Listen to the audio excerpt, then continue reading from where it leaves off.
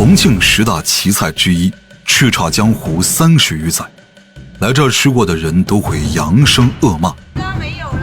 靠抢才能吃得到，藏于重庆沙坪坝区。由于地势高峻，空气稀薄，需内部人员带路，复行数10步，否则难以进入。在江湖上一直是个谜。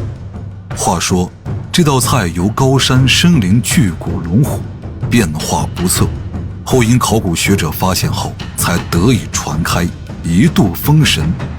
多年来，每天店外同时排队排号，店内2个档口同时开工，全程从未歇息。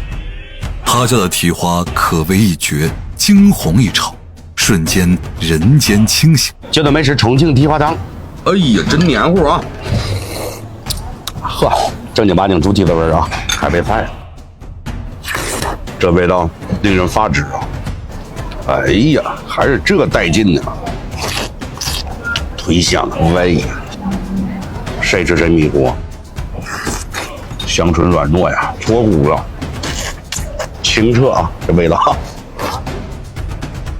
这一嚼，没吃了，没有任何瑕疵，这脆啥挺好，是脆啊。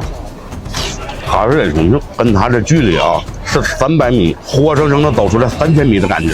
山路18弯，山城重庆，开始上人了，巴适的很呐。这筷子端不够长，这小味儿平常啊，没有任何瑕疵。